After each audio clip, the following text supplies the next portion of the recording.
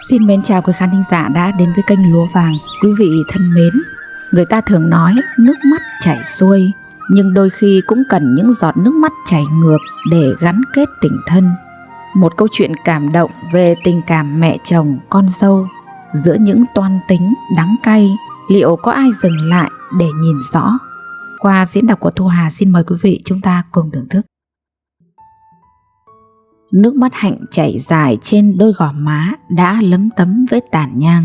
Hình như cuộc đời đang cố tình lấy cô ra để trêu đùa. Hạnh nghĩ rồi gượng cười, tay nhặt chiếc khăn vắt ở đầu giường trùm kín khuôn mặt sưng húp. Hai tay bế con trai mới 8 tháng tuổi bước ra ngoài hiên, với cái nón lá đã rách bươm đội lên đầu. Cứ thế lặng lẽ ra khỏi nhà giữa trưa hè như đổ lửa. Bà Hiền! Giọng bà Ái thất thanh từ ngoài ngõ. Cả đàn chó 5-6 con lớn nhỏ trong sân nhà bà Hiền đang thiêu thiêu ngủ, nghe có tiếng người liền chạy ra sủa inh ỏi. Bà Hiền mất giấc ngủ trưa vì tiếng người lẫn tiếng chó, uể oải từ trong nhà bước ra, giọng trách móc. Bà Ái đó hả? Giữa trưa nắng, chuyện gì mà hớt hơ hớt hải thế? Bà Ái vừa thở hổn hển, một tay vỗ vỗ lên ngực mình để trấn an, tay kia chỉ về phía cây cầu mới, miệng ngắc ngứ. Cái Hạnh, con dâu bà, nó bế theo thằng con, nó sao? Bà nói gì mà như gà mắc tóc thế, ai mà hiểu được? Nó ông con trai nhảy cầu tự tử kia kìa, bà mau ra mà xem. Bà Hiền vừa nghe khuôn mặt liền tức thì biến sắc, thế nhưng sau đó vài giây nó trở lại nên lạnh tanh. Trong suy nghĩ của bà, Hạnh sẽ chẳng bao giờ dám làm như thế, vì bà biết tỏng tính con dâu vốn nhát, đã thế cô lại thương con hơn cả bản thân mình. Bà Hiền cười mỉa. Nó muốn chết cứ để cho nó chết, xem thử có chết được hay không. Bà Hiền, bà ác cũng vừa thôi, còn để đức cho con cháu sau này. Sao bà có thể vô cảm trước mạng sống của con dâu, của cháu nội bà như thế? Bà có còn là con người hay không? Bà Ái tức giận, vội vàng bỏ đi sau câu nói. Bà Hiền đứng như trời trồng giữa ngõ rồi lững thững bước vào nhà. Bà nhìn quanh nhà, tất cả đều im ắng khác thường. Gian nhà ngang vốn dĩ là nơi mẹ con Hạnh ở. Không nghe tiếng ru con của Hạnh, càng không nghe thằng cu Giáp khóc vì đói sữa. Bà Hiền bước vào nhà chính, nhìn lên gian thờ ông Từ, người chồng đã mất cách đây 2 năm vì đột quỵ. Bà nhìn chằm chằm vào di ảnh ông, từng lời nói của ông thuở bình sinh lại vọng về bên tai bà. Bà đừng lấy khổ đau của bà áp đặt lên con dâu, tội nó. Dù sao cũng là đàn bà với nhau. Chợt phía sau bức ảnh phát lên âm thanh trách, là tiếng của lũ thạch sùng đuổi cắn nhau, nhưng lại khiến bà Hiền nổi da gà. Trong đầu bà lúc này lại hiện lên hình ảnh mẹ con Hạnh nằm thoi thóp bên chân cầu. Xung quanh là người làng vừa xót thương mẹ con Hạnh, vừa oán trách người mẹ chồng tàn độc là bà. Bà Hiền 3 chân 4 cẳng chạy ra khỏi nhà như một mũi tên bay. Đầu trần chân đất, bước thấp bước cao hướng về phía cây cầu mới, trong lòng thấp thỏm lo âu và tội lỗi. Hạnh về làm dâu bà Hiền cũng đã gần 3 năm, những tưởng sẽ thoát khỏi kiếp khổ nhục từng trải qua trước đây, nhưng ngờ đâu. Dù cô nhất mực đảm đang làm chọn đạo dâu hiền vợ Thảo, người mẹ hết mực thương con, vậy nhưng mẹ chồng vẫn ghét cô ra mặt. Gia đình Hạnh vốn nghèo nên cô không được học hành tử tế như bao người. Cuộc đời đưa đẩy bắt cô phải làm vợ khi mới bước sang tuổi 18 được một ngày. Cô gái trẻ trung tươi tắn, dáng người cao rỏng, mảnh mai ngày nào trở nên buồn rười rượi chỉ sau một lần vấp ngã. Cũng vì cả tin, Hạnh đã trao đi thứ quý giá nhất của đời con gái cho người đàn ông gặp lần đầu để rồi mang thai mà không hề hay biết. Đám cưới chạy bầu diễn ra chóng vánh. Chỉ sau 1 tháng về làm vợ, Hạnh nhận ra gã chồng của mình là kẻ nghiện ngập cờ bạc vũ phu. Hắn ta lấy hết số tiền mừng cưới của Hạnh dành dụm để đi đánh bạc uống rượu. Hết tiền hắn về nhà trút hết tức tối bực dọc lên đầu Hạnh như cơm bữa. Chưa đầy nửa năm sống chung, hắn đánh đập Hạnh tàn nhẫn, khiến cô chết đi sống lại trong bệnh viện 3-4 lần, khiến đứa con sắp sửa chào đời cũng chết yểu khi còn nằm trong bụng mẹ. Nhờ cán bộ thôn xã giúp đỡ, cuối cùng Hạnh cũng ly dị được gã chồng hèn hạ. Gã nổi cơn thịnh nộ đến nhà tưới xăng định giết chết cả nhà Hạnh để trả thù. Cũng may mọi người phát hiện kịp thời. Gã phũ phu trong lúc hoảng loạn say xỉn điều khiển xe máy bỏ trốn rồi lao thẳng xuống vực sâu và chết. Sau những tổn thương về thể xác lẫn tâm hồn, Hạnh đã quyết định vào Nam xin làm công nhân. 3 năm đóng chặt cánh cửa lòng mình, Hạnh gặp Lương khi cả hai làm cùng công ty may. Lương hơn Hạnh 1 tuổi, chưa một lần trải qua hôn nhân. Lương hiền lành, ít nói nhưng chăm chỉ, đặc biệt là anh hiểu và rất yêu thương Hạnh. Cảm nhận được sự chân thành của Lương, cô nhẹ nhàng mở cửa trái tim mình để anh bước vào. Bố mẹ Hạnh nghe con gái kể về Lương, trò chuyện đôi lần với anh. Biết anh là người tử tế nên cũng an tâm với sự lựa chọn của con gái mình. Cưới nhau sau một thời gian thì Hạnh có bầu. Gần đến kỳ sinh nở, Hạnh quyết định về quê sống chung với mẹ chồng. Còn Lương thì vẫn tiếp tục ở Sài Gòn làm công nhân. Lương thương vợ nên động viên cô chịu khó, chờ khi hai vợ chồng dành dụm thêm chút vốn liếng sẽ mua đất cất nhà ở riêng cho mẹ con Hạnh được thoải mái. Hạnh vui vẻ đồng ý. Vợ chồng bà Hiền sinh được 2 người con trai. Lương là con trai cả, còn người con trai thứ hai đang đi xuất khẩu lao động ở nước ngoài. Từ ngày Hạnh về ở chung, bà Hiền chưa cho con dâu một ngày yên ổn. Tiền và vàng cưới của vợ chồng Hạnh bà Hiền dành giữ thay với lý do nhà cửa toành toàng, dễ mất cắp. Rồi tiền hàng tháng Lương gửi về cho mẹ con Hạnh, bà Hiền cũng đòi cầm để mua thức ăn, tã lót, quần áo. Đến mớ rau nải chuối trong vườn nhà, bà cũng quy ra tiền trừ ngang trừ dọc. Người làng ai cũng biết tính bà Hiền nên rất đồng cảm với Hạnh. Đang yên ổn, bà Hiền cũng tìm cớ đặt điều, gặp việc nhỏ nhặt bà cũng kiếm cớ chửi bới, có khi giật tóc tát vào mặt Hạnh không thương tiếc. Bất kể khi cô đang mang bầu bì hay cho con bú, mặc cho Hạnh van xin cầu khẩn, bà Hiền vẫn nghiến răng, mím mồm đay nghiến, hành hạ. Bà dọa nạt cấm Hạnh hé răng một lời cho Lương biết, nếu không sẽ làm cho Hạnh sống không bằng chết. Hạnh tiểu tụy héo hon, nước da xanh bụng, hai mắt hốc hác thâm quầng. Nhiều hôm vì ăn uống không đủ chất, thiếu sữa cho con bú, Hạnh xây sẩm ngã nhào vì thiếu máu, rối loạn tiền đình. Phần vì sợ mẹ chồng, phần vì không muốn chồng phải lo lắng nên Hạnh gắng gượng vui vẻ bên ngoài. Còn bên trong, căn bệnh trầm cảm của cô ngày một trầm trọng. Mấy lần Hạnh muốn xin phép bà Hiền lên Tuyên Quang thăm bố mẹ ruột, bà Hiền đồng ý cho cô đi nhưng không cho cô đưa theo thằng cu Giáp. Hạnh phân trần rằng ông bà ngoại nhớ và muốn gặp cháu ngoại thì bà Hiền gằn giọng trách Hạnh sinh ra mồm mép thì phải biết nói lý lẽ để bố mẹ cô hiểu chuyện. Họ hàng làng xóm biết chuyện, khuyên bà thì bà thẳng thừng đáp trả. Ngày xưa bà nội cũng đối xử với mẹ tôi như thế, rồi thì mẹ chồng tôi sau này cũng đối xử y chang như thế với tôi. Giờ tôi... Bà Hiền tức tưởi nhắc lại quá khứ của mình. Bà ngồi trên bậc cửa, ánh mắt xa xăm như đang nhìn về những năm tháng cũ đầy đau khổ. Bà kể lại, giọng nghẹn ngào. Các người nghĩ tôi ác ư? Ngày xưa mẹ chồng tôi còn ác hơn nhiều ấy.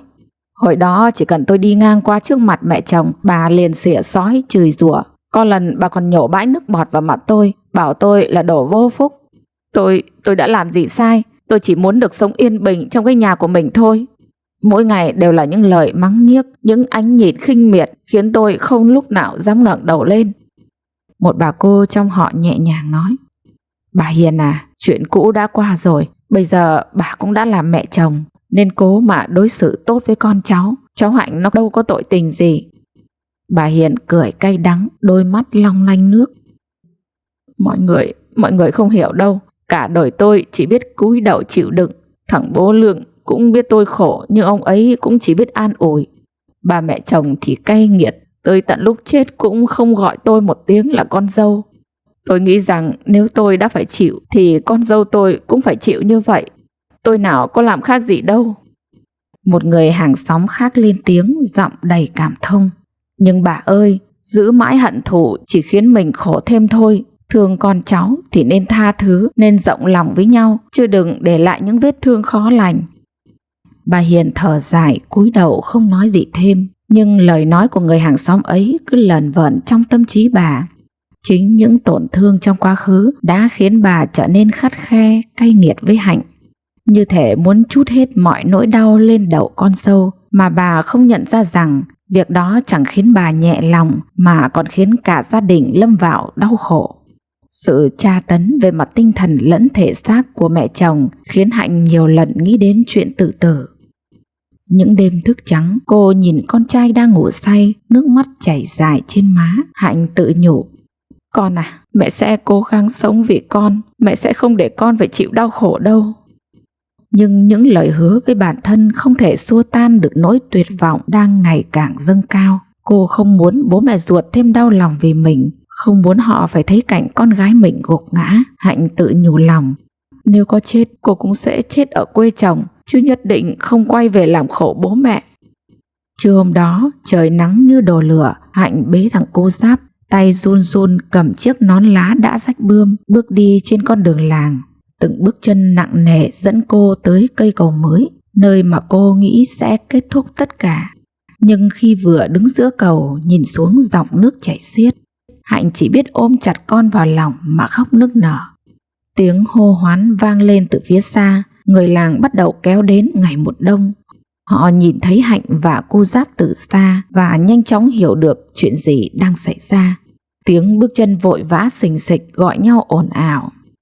Cái Hạnh kìa, có phải cái Hạnh không? Cứu nó với. Bà Hiền vừa nghe hàng xóm gọi tên con dâu, tim như thắt lại. Bà vội vã chạy ra cầu, đôi chân run rẩy, lòng đầy sợ hãi. Khi bà đến nơi, người làng đang đứng vây quanh đông nghịt. Thấy bà Hiền, họ xì xào trách móc, giọng đầy oán hờn. Bà ác quá, đừng để đến lúc mất con mất cháu rồi mới hối hận. Bà Hiền như chết đứng, nhìn thấy Hạnh đang ngồi bệt dưới đất, quần áo ướt sũng, khuôn mặt thất thần, mắt thâm quầng. Trên tay Hạnh thằng cú Giáp sau một hồi khóc vì đói, giờ đã ngủ ngon lành. Bà Hiền bước đến khẽ gọi, giọng lạc đi. Hạnh, con về nhà đi, mẹ xin con đấy. Mẹ biết mẹ sai rồi, con đừng làm gì dại dột nữa. Hạnh ngẩng lên nhìn bà, đôi mắt vô hồn, giọng khàn đặc. Con mệt lắm rồi, mẹ ơi. Con không biết mình còn chịu đựng bao lâu được nữa. Bà Hiền quỳ xuống trước mặt con dâu, nước mắt tuôn rơi, giọng nghẹn ngào. Mẹ xin con, mẹ đã sai rồi, mẹ không biết phải làm sao để sửa sai. Nhưng mẹ sẽ cố gắng. Chỉ cần con và cháu đừng rời bỏ mẹ. Người làng chứng kiến cảnh đó, ai cũng xúc động. Một người phụ nữ đứng gần đó khẽ đặt tay lên vai bà Hiền. Bà đưa mẹ con cái Hạnh về đi, thương con thương cháu thì đừng làm khổ nhau nữa. Bà Hiền gật đầu rồi dìu Hạnh đứng dậy. Hạnh lặng lẽ đi theo mẹ chồng, đôi chân bước thấp bước cao, lòng vẫn đầy ngổn ngang. Sau sự việc ở cây cầu, Lương nhận ra rằng gia đình cần sự hiện diện và chăm sóc của mình nhiều hơn. Anh quyết định về quê sống với vợ con, không muốn Hạnh phải chịu đựng thêm bất kỳ áp lực nào nữa. Hơn nữa, anh quyết định tìm một công việc phù hợp ở gần nhà để có thể chăm sóc cho vợ con. Một buổi sáng sau khi suy nghĩ kỹ lưỡng, Lương đến gặp bà Hiền. Mẹ, con đã suy nghĩ rất nhiều rồi. Vợ con đã phải chịu quá nhiều tổn thương. Con không thể để cô ấy chịu khổ thêm nữa. Vì vậy chúng con quyết định sẽ dọn ra ngoài sống ở ngôi nhà thuê gần đây để cả gia đình có thể thoải mái hơn. Bà Hiền bần thần nhìn con trai, muốn nói gì đó nhưng không thành lời. Lương nói xong thì đứng dậy bước đi. Lương. Giọng bà khản đặc lại, đứt quãng gọi với theo con trai. Bà định thốt ra lời xin lỗi, nhưng bóng lưng con trai đã khuất lấp phía sau hàng rào. 3 tháng trôi qua kể từ ngày Lương và Hạnh chuyển ra ngoài ở riêng. Bà Hiền sống trong sự cô đơn và dằn vặt. Mỗi ngày bà đều nhìn về phía con trai lòng đầy ân hận. Cả làng trên xóm dưới đều biết chuyện, có người thông cảm, có người cười chê, nhưng bà chẳng còn mặt mũi nào để gặp ai. Thi thoảng vợ chồng Hạnh vẫn ghé qua, khi thì cho bà bắt canh cua đồng, khi thì cho cái bánh răng bừa. Nhưng bà chỉ dám mở cửa lấy đồ khi họ đã rời đi. Hôm nay cô Giáp tròn 1 tuổi, bà Hiền đứng tần ngần ngoài cổng, tay cầm hộp quà có ý muốn tặng cháu. Nhưng đôi chân chẳng dám nhúc nhích. Hạnh thấy mẹ chồng đứng ngoài ngõ, liền bước ra. Mẹ vào nhà đi, cô Giáp cứ ngóng bà nội mãi. Bà Hiền ngập ngừng, đôi mắt rưng rưng, gượng bước theo sau con dâu vào nhà. Bữa cơm chiều hôm ấy, Hạnh đã chuẩn bị tươm tất những món ăn giản dị nhưng đầy ấm áp. Hạnh mời mẹ chồng vào mâm, giọng nói dịu dàng. Mẹ ngồi ăn cơm với vợ chồng con. Chuyện cũ đã qua rồi, mẹ đừng suy nghĩ gì nữa. Bà Hiền lặng nhìn con dâu, nước mắt trực trào. Bà kéo vạt áo lên lau nước mắt rồi khẽ nói. Mẹ cảm ơn các con. Mẹ xin lỗi vì tất cả những gì đã làm. Hạnh gật đầu mỉm cười rồi gắp thức ăn cho mẹ. Bà Hiền cũng run run gắp lại thức ăn cho Hạnh như một lời yêu thương muộn màng. Lương ngồi bên nhìn thấy cảnh đó mà lòng ngập tràn hạnh phúc. Cô Giáp đang ngồi trên chiếc xe tròn tập đi, bỗng nhiên bi bô gọi ba rồi cười tí toét. Ba người cùng hướng về phía đứa trẻ, nhìn nhau nở nụ cười yêu thương. Ánh chiều tà hắt vào căn nhà nhỏ, nhuộm lên một màu vàng ấm áp. Những nỗi đau đã qua, giờ chỉ còn lại tình yêu thương và sự tha thứ. Quý vị thân mến, hạnh phúc không phải lúc nào cũng dễ dàng. Tình cảm mẹ chồng, con dâu cũng như mọi mối quan hệ khác cần sự thấu hiểu và sẻ chia. Sống phải biết đồng cảm, phải biết đặt mình vào hoàn cảnh của người khác để mà yêu thương và tha thứ, thì gia đình sẽ mãi là nơi ấm áp nhất. Và câu chuyện thứ hai Lúa Vàng muốn gửi đến quý vị có tựa đề Một vai hai gánh của tác giả Lê Thị Xuyên. Xin mời quý vị chúng ta cùng thưởng thức. Xin lỗi cô, tôi là phụ huynh của em Bảo. Tôi đến muộn, mong cô và quý phụ huynh thông cảm ạ. Nếu chị không lên tiếng trước, chắc có lẽ Sen và tất cả phụ huynh của lớp 10A1 hôm ấy sẽ không biết chị là phụ nữ. Chị cao khoảng 1m55, hơi đậm người, tóc cắt ngắn kiểu đàn ông, nước da ngăm đen, khuôn mặt khá nghiêm nghị. Chị mặc trang phục dành cho bảo vệ, sơ vin lịch sự với chiếc thắt lưng nam. Chiếc mũ lưỡi chai đội trên đầu đã được chị lấy xuống khi bước vào trước cửa lớp học. Từng bước đi chắc chắn, sự xuất hiện của chị khiến ai cũng bất ngờ. Dù không ai nói ra, nhưng trong suy nghĩ mỗi người đều không khỏi tò mò. Sau khi gửi lại tờ giấy mời họp phụ huynh cho Sen, chị quay xuống lớp ngó nghiêng tìm chỗ ngồi. Không quên cúi người vừa như chào vừa như muốn xin lỗi tập thể vì sự chậm trễ của mình. Chị rón rén ngồi ở bàn cuối lớp, tay lấy bảng điểm để sẵn trên bàn, mắt chăm chú lần tìm tên con trong danh sách. Một lúc sau khuôn mặt chị giãn nở, ánh lên một nụ cười nhẹ nhàng, thanh thoát. Buổi họp phụ huynh tiếp tục với phần nhận xét kết quả khảo sát chất lượng đầu năm học của từng học viên trong lớp. Bảo đứng đầu danh sách nên được Sen nhận xét đầu tiên. Nghe cô giáo chủ nhiệm nói về tình hình học tập của con trai qua 2 tuần học đầu năm ở trung tâm, đặc biệt là điểm số cao nhất lớp, chị vô cùng hạnh phúc. Ngồi được khoảng 15 phút, chị lại nhổm dậy, xin Sen cho phép mình về trước với lý do bận công việc.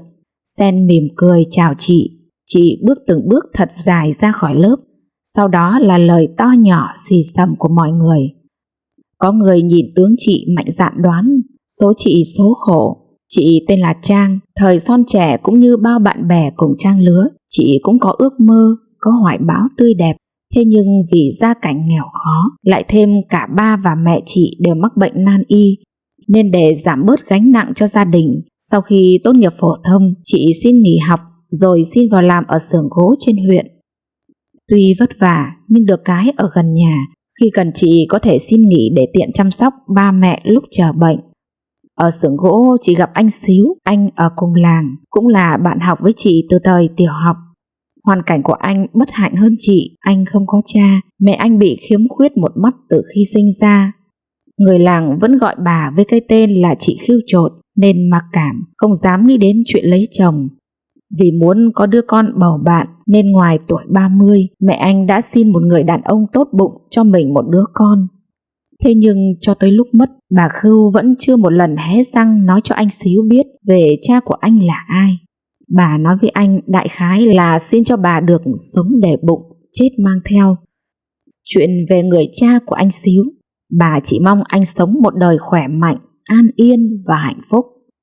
Năm anh Xíu 16 tuổi thì bà Khưu đã ra đi đột ngột vì bị tai nạn giao thông. Việc học hành của anh cũng đứt quãng từ đó. Người thân giới thiệu cho anh vào làm ở xưởng gỗ trên huyện, từ đó anh có việc làm và tự nuôi sống bản thân.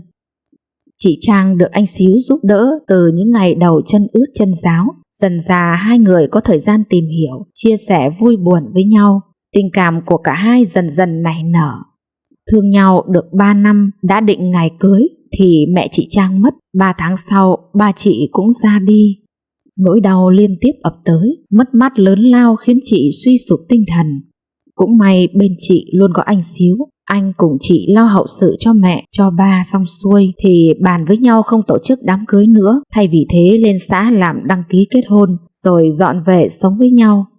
Dù nghèo nhưng vợ chồng chị luôn thuận hòa yêu thương, khiến hàng xóm nhìn vào vừa thương vừa ngưỡng mộ. 3 năm sau đó, chị sinh thằng cu Bảo. Tổ ấm đơn sơ của anh chị có thêm tiếng cười nói càng thêm ấm áp. Rồi mai đến khi Bảo lên 8 tuổi, chị Trang mới sinh thêm thằng cu Thuần. Thêm con, thêm miệng ăn, anh chị càng chịu khó tăng ca để kiếm thêm tiền trang trải. Những tưởng mơ ước bình thường và đáng trân trọng ấy sẽ mãi ở lại với anh chị. Nào ngờ, tai ương lại một lần nữa ập xuống gia đình chị. Anh Xíu bị tai nạn giao thông khi làm việc ở xưởng gỗ và ra đi tức tưởi, không kịp trăng trối với mẹ con chị một lời. Chị bàng hoàng, thẫn thờ không thể tin cuộc đời mình lại liên tiếp gặp cảnh bất hạnh đến như vậy. Chị than trách cuộc đời sao mãi đối xử bất công với chị. Ngày Tiến đưa chồng về nơi chín suối, ngoài trời mưa như trút, chị dắt Xíu hai con đi theo Linh cứu chồng ra đến nghĩa địa. Đôi mắt chị ráo hoảnh vì nước mắt đã không cạn khô. Vật vã đau đớn đến bơ phờ, chị đứng trước bàn thờ chồng thắp 3 nén nhang, miệng lầm rầm khấn vái, nói với anh cũng là nói với chính mình. Anh hãy thanh thản nơi chín suối, em sẽ thay anh chăm sóc các con. Trên bàn thờ anh, 3 cây nhang bỗng nhiên bùng cháy. Trong tấm di ảnh, khuôn mặt anh Xíu nhìn chị đầy thương cảm xót xa. Chị Trang kể cho Sen về cuộc đời của chị bằng giọng nhẹ bẫng như thế. Mắt chị buông trùng xa xăm trên mấy bông phủ dung đang tàn nơi cuối vườn. Mắt Sen đầm đìa sau khi biết về cuộc đời bất hạnh của chị quay về phía Sen mỉm cười. Làm bạn với nỗi đau nhiều, thành ra chị quen rồi. Người ta bảo tận cùng hạnh phúc là giọt nước mắt, và tận cùng của nỗi đau lại là nụ cười.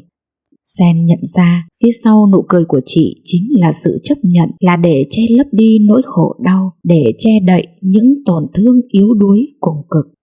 Sen cảm thương cho người phụ nữ thiện lương đã và đang dần bị nỗi bất hạnh vắt kiệt sức lực và héo tàn như những bông phủ dung cuối ngày nơi góc vườn nhà chị. Cúng tuần anh Xíu xong, chị nói với các con có việc phải ra ngoài. Chị trở về, chị thay đổi khiến anh em Bảo suýt nữa không nhận ra. Mái tóc dài của chị đã cắt ngắn như đàn ông. Chị cười nói với hai con, từ nay mẹ sẽ thay ba chăm sóc các con. Thằng Thuần nghe mẹ nói liền gật đầu. Có lẽ vì nó chưa hiểu hết ý câu nói của mẹ. Còn Bảo thì nó đã bước sang tuổi 16, đủ lớn để cảm nhận được nỗi đau mà mẹ đang phải gánh trên vai. Nó lặng im nhìn mẹ, gắng gượng nói một cách từ tốn để ngăn không cho nước mắt chảy ra. Mẹ, con sẽ nghỉ học để phụ mẹ kiếm tiền nuôi em. Không được. Chị kịp ngăn lời con. Mẹ lo được, mẹ không cho phép đứa nào nghỉ học hết. Vất vả hơn nữa, mẹ cũng sẽ lo được cho anh em con được học hành tử tế. Chị đến bên vòng tay ôm lấy anh em Bảo, giọng thủ thỉ. Ba đi rồi, nhưng còn mẹ tuy không hoàn hảo, nhưng sẽ yêu thương anh em con theo cách hoàn hảo nhất. Nói rồi chị đưa tay vỗ về các con, còn anh em Bảo thì ôm chặt lấy mẹ khóc thút thít. Bảo xin mẹ được chuyển vào học ở trung tâm giáo dục thường xuyên vì ở đây được học miễn phí. Cậu không dám cãi lời mẹ, không muốn làm mẹ buồn nên chỉ biết nỗ lực cố gắng học tập trên lớp. Thời gian ở nhà, cậu phụ mẹ đưa đón em đi học. Sau cái chết của chồng, chị Trang không làm ở xưởng gỗ mà xin làm bảo vệ giữ xe cho phòng khám tư Giang San. Công việc của chị bắt đầu từ 6 giờ sáng đến 6 giờ chiều, từ thứ Hai đến thứ Bảy. Cuối tuần chị dành thời gian cho các con, đi chợ nấu ăn cho con, dành thời gian trò chuyện và chở các con đi chơi. Thấy chị khổ, có người bạn đã khuyên chị đi bước nữa, nhưng chị lắc đầu. Chị bảo, Thời gian đầu vắng chồng, đêm nào nước mắt chị cũng ướt đẫm lưng gối. Càng nghĩ chị càng tủi thân, tủi phận. Nhưng chị ngẫm lại, đời người phụ nữ đi lấy chồng thì mong có con cái để làm nguồn vui. Giờ có con rồi thì không mong cầu gì thêm nữa. Chồng chị đã không may đoản mệnh, 2 con cui cút tội nghiệp. Chị không muốn nghĩ và sống cho bản thân mình. Trái lại, chị luôn nhắc mình phải thật mạnh mẽ để thay chồng nuôi nấng các con nên người. Mỗi ngày thấy các con khôn lớn ngoan ngoãn, thấu hiểu và yêu thương mình, chị thấy mọi vất vả cũng dần vơi trên vai. Cuối tuần chị đưa 2 con đi viếng mộ anh. Chị báo cho anh biết. Thằng Bảo vừa học văn hóa, vừa học lớp trung cấp điện trên trung tâm, được thầy cô quan tâm khen ngợi vì chăm chỉ cầu tiến. Con đã biết sửa điện, sửa quạt trong nhà giúp mẹ, không cần phải nhờ thợ đến sửa mỗi khi bị hư hỏng nữa. Còn cô Thuần thì vừa đạt giải nhì thi học sinh giỏi toán cấp trường. Cả 2 anh em đều đỡ đần mẹ rất nhiều việc nhà. Bảo và Thuần cũng thi nhau kể cho ba chúng nghe về chuyện học tập trên trường, về cuộc sống thường ngày của ba mẹ con từ ngày vắng ba. Ba mẹ con chị ngồi trò chuyện với nhau với anh Xíu rất lâu. Thấy chiều đã muộn, chị bảo 2 con thu dọn đồ chào ba để về kẻo tối. Sợ con nhìn thấy, chị quay đi lau vội 2 hàng nước mắt sắp trực trào trên khóe. Nhưng anh em thằng Bảo vẫn nhìn thấy. Bảo nhận ra từ ngày vắng ba, mẹ cậu luôn như thế, luôn giấu đi sự yếu mềm vào bên trong, chỉ để lộ ra bên ngoài sự mạnh mẽ, can trường như bông hoa xương rồng giữa sa mạc cằn cỗi. Bảo thương mẹ vô ngần nhưng giấu trong lòng không nói ra. Cậu tự nhủ bản thân sẽ cố gắng để trở thành điểm tựa vững chắc, sẽ thay ba yêu thương mẹ và em Thuần. Thấm thoát Bảo đã tốt nghiệp cấp 3 và chuẩn bị thành sinh viên đại học. Trong bữa cơm mừng con trai chuẩn bị nhập học, chị Trang nấu nhiều món ngon đãi 2 con. Chị dặn dò và khích lệ con trai đủ điều trước khi con đến học tập ở môi trường mới. Cô Thuần nhìn mẹ và anh dõng dạc nói: "Anh cứ yên tâm học đại học, ở nhà đã có em lo cho mẹ rồi." Bảo cũng hứa với mẹ: "Con sẽ cố gắng học tập thật tốt để sau này lo cho mẹ và em có cuộc sống tốt hơn, để báo đáp công ơn mẹ đã một vai 2 gánh thay ba nuôi anh em chúng con." Chị Trang nghe những lời ấy từ miệng các con, trái tim chị như được hồi sinh, trở nên ấm áp, hạnh phúc lạ thường. Hôm qua Sen gặp chị ở buổi chợ sớm. Chị vui vẻ khoe với Sen về Bảo và không quên cảm ơn Sen đã giúp đỡ con trai chị suốt thời gian học tại trung tâm. Chị mời Sen hôm nào đến nhà ăn bữa cơm đạm bạc với mẹ con chị. Sen cảm ơn chị và vui vẻ nhận lời. Chào Sen, chị bước vội đi để kịp giờ làm, vẫn vẻ ngoài mạnh mẽ như lần đầu Sen đã gặp chị. Nhìn theo bóng lưng chị, Sen mỉm cười, thầm cầu chúc chị hãy luôn mạnh mẽ như thế. Chị Trang đã vượt qua bao nhiêu bão tố của cuộc đời, gánh trên đôi vai nhỏ bé cả một bầu trời yêu thương dành cho con cái. Dù gian truân, chị không một lần lùi bước, không một lời oán thán, mà luôn dùng tình thương, sự hy sinh để dẫn lối cho 2 con nên người. Mỗi giọt mồ hôi, mỗi nếp nhăn trên gương mặt chị đều mang trong đó hình bóng của những ngày tháng khó khăn, của những đêm dài thiếu vắng người chồng bên cạnh. Bảo và Thuần lớn lên dưới vòng tay của người mẹ mạnh mẽ, thấm thía từng nỗi vất vả mà mẹ đã trải qua. Giờ đây khi đứng trước ngưỡng cửa của cuộc đời, 2 anh em không chỉ thấy trong lòng mình sự biết ơn mà còn hứa sẽ trở thành điểm tựa cho mẹ, tiếp nối hành trình yêu thương mà mẹ đã một vai 2 gánh suốt bao nhiêu năm qua. Trong ánh chiều tà muộn, dáng mẹ nhỏ bé mà kiên cường vẫn mãi là ngọn đèn soi sáng, là tình yêu vô bờ bến cho các con trên bước đường trưởng thành. Đi khắp thế gian không ai tốt bằng mẹ, gánh nặng cuộc đời không ai khổ bằng cha. Trong cuộc đời này có những khó khăn, thử thách đến không báo trước, nhưng tình yêu thương và sự hy sinh của mẹ sẽ mãi là điểm tựa vững chắc. Tình yêu của chị không chỉ là máu thịt mà còn là nghị lực truyền cho con cái, để chúng có sức mạnh vượt qua bao giông bão của cuộc đời. 2 con khôn lớn trưởng thành, thấu hiểu hết sự hy sinh vất vả của mẹ. Tôi tin rằng chị xứng đáng có được cuộc đời hạnh phúc bởi những người con có hiếu. Quý vị thân mến, Sau khi nghe xong hai câu chuyện vừa rồi của tác giả Lê Thị Xuyên, quý vị có cảm nhận như thế nào? Hãy để lại bình luận để cho Lúa Vàng cũng như tác giả cùng được biết nhé. Còn bây giờ xin chúc quý vị có một giấc ngủ thật ngon. Xin kính chào và hẹn gặp lại.